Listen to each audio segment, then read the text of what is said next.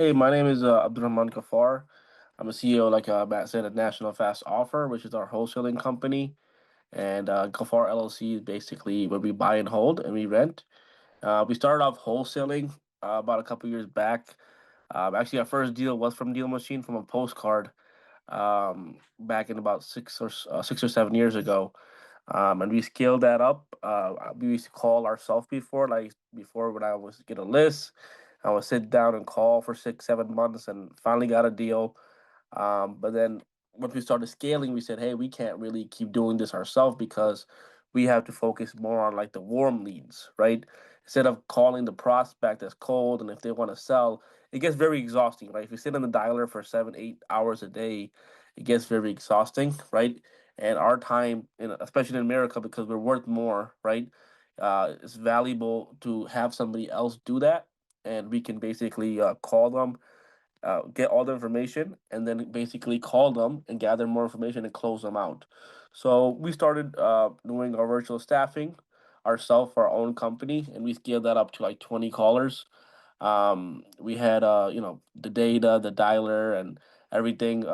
Callers were calling, and we would just get the warm leads, and that's how we were scaled up to doing multiple deals a month. And then a lot of people were asking, and my brother had an influence as well on social media. So everybody was asking, hey, how can we get these trained callers? So then we opened it up afterwards to the community after a lot of people were requesting that. So this akcallers.com is made by wholesalers, right? We do this business ourselves. We know what the sellers, we get all the motivations from the sellers. Like for example, is getting the price point from the seller, right?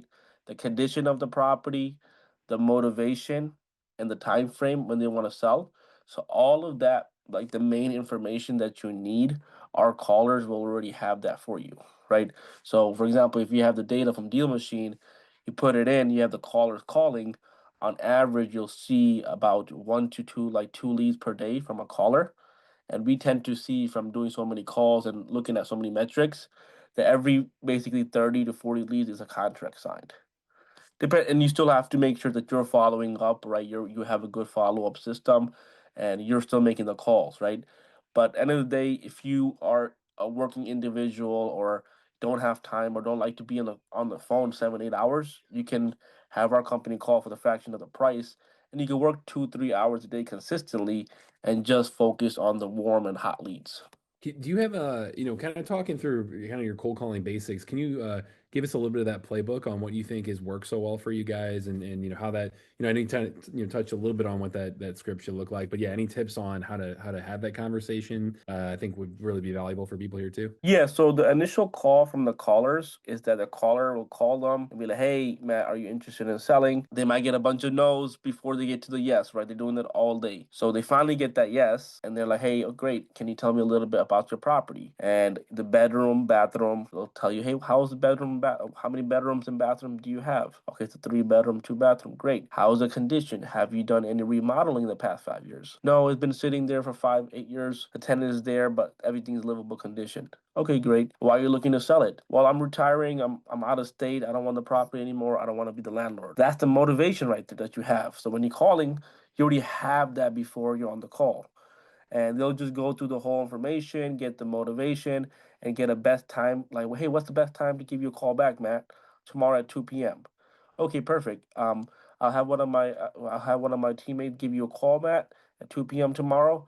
And then, right, they did the initial, like they did the initial call, so you have all the information. Now, as me as being the acquisition, how my guys would go in and be like, "Hey, Matt, how are you? Spoke with one of my assistants yesterday regarding your property at 123 Main Street. He did tell me that the property is rented and you're looking to sell it because you're retiring.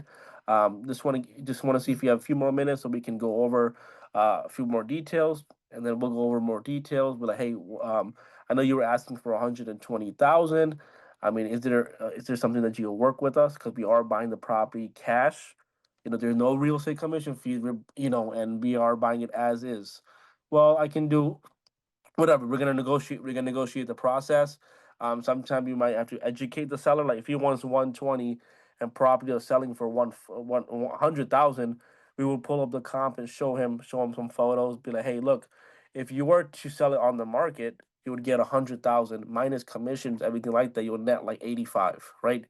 My cash offer to you is $70,000 because there's no contingencies, no inspection, right? We're buying it as is.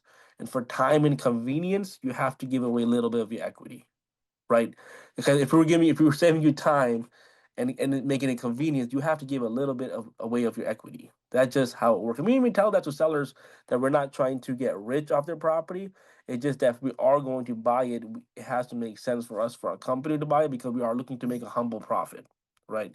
End of the day, we are in the business of making money, Mr. Seller. So that's how we do it, and then we'll close them, send the contract via DocuSign, and have our most of our business over here is like virtual.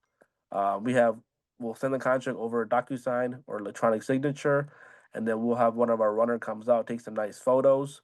If the property is vacant, we'll put it in the lockbox. If not, we'll have either the tenant show it, or if seller will show it, then we'll have somebody there at the showing, because we don't want to make sure that none of our buyers are talking to the sellers. And we're most of the time our acquisition guys are not there. We have a field guy, so we made the process very easy, very smooth. That our main focus is to get property on the contract and leave the other work to other people. Even if we gotta pay 50 or $100, that's fine, right?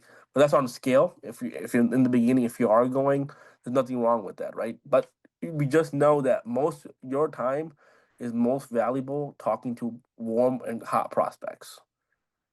I like it. What do you think when people are getting on, and dialing like that? I mean, what do you think are the biggest mistakes right off the bat that you see people do and that, turn off a seller, right away? Um, is it really it's either like you just have to be honest with them. Sometimes they might come in like, hey, they have a lot of properties, or there's someone like a big shot or whatnot, and not building enough rapport with them. It's not always about the deal. Like sometimes, like the seller might be retiring, he might be sick, he might have cancer, so you want to go in deep to that as well. You have to give a reason why you're offering that as well. You have to educate the seller. I feel like, hey, if you offer somebody 50,000 and you don't give them a reason, they're gonna be pissed off, right? But if I came to you at, hey, this is why I have to be at 50,000, because this property sold for 80, it was better condition than your property. Here's the photos, here's the proof. That's why I'm coming, and this is the construction cost that I got from my GC, and this is how long it's gonna give me.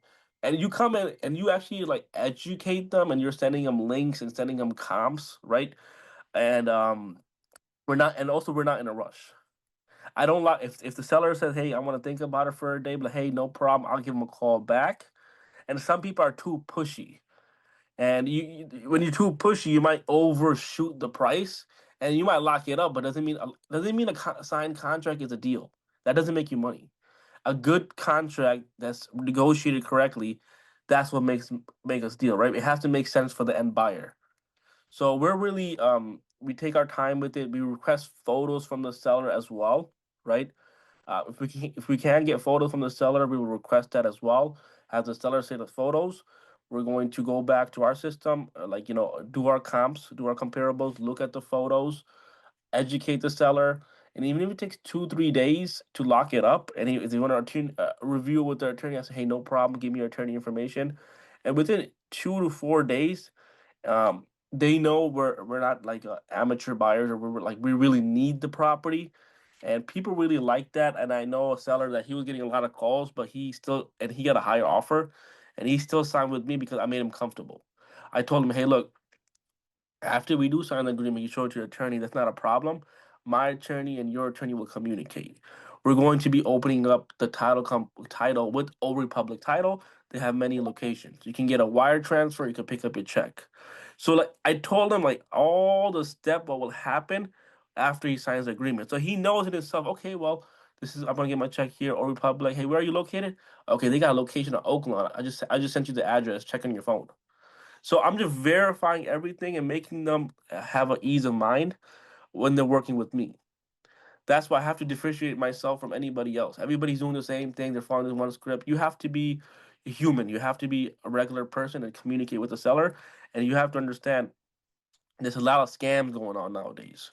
So over the phone and people calling and stuff like that. So you have to make the seller very comfortable. I'm going through here. I know Roberto had said, what is that phrase around giving up some equity there that you used, Abdul? I want to make sure everybody has a note of that phrase because I love Yes. how you said that. For time and convenience, you have to give away a little bit of your equity.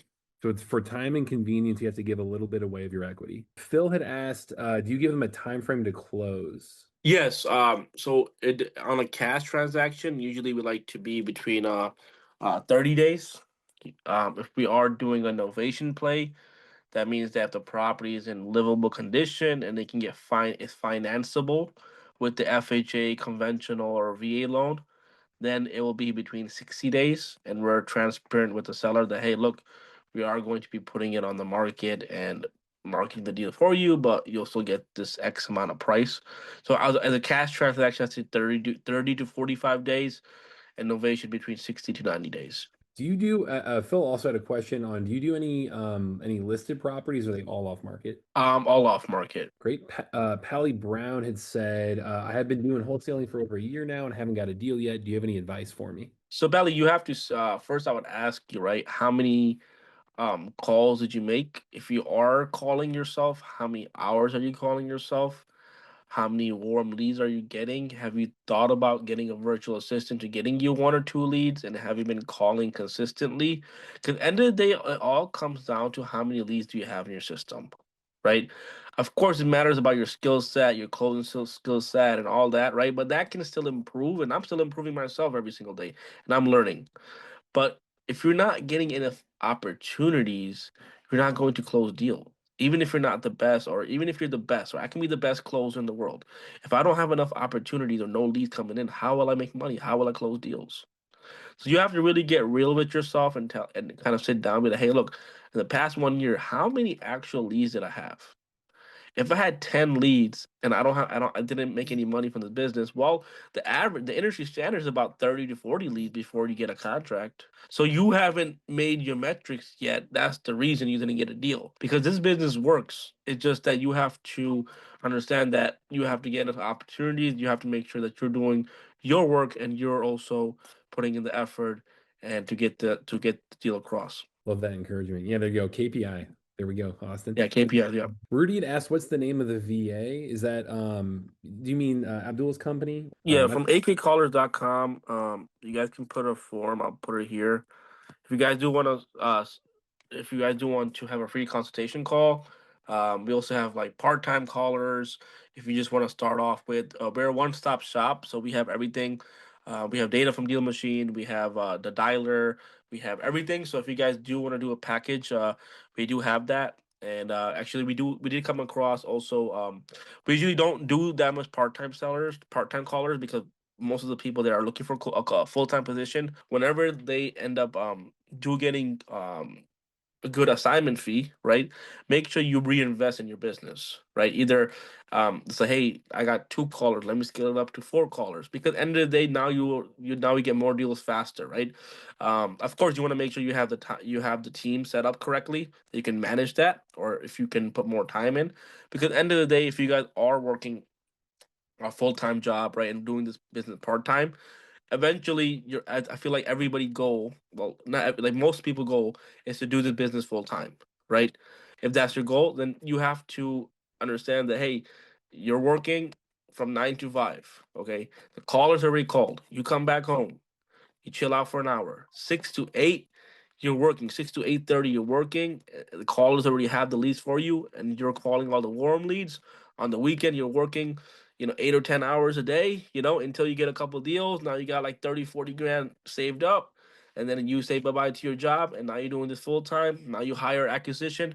We also have acquisitions we can hire. We also have lead managers, and then you scale up, right? But it's a process, right? Everybody wants everything, but who's going to put the time in? Who's going to do after hours? Hey, well, I want to chill out, watch football. Well, that's what you want, and that's what you're gonna get, right? You have to sacrifice to get something. Nothing happens easily.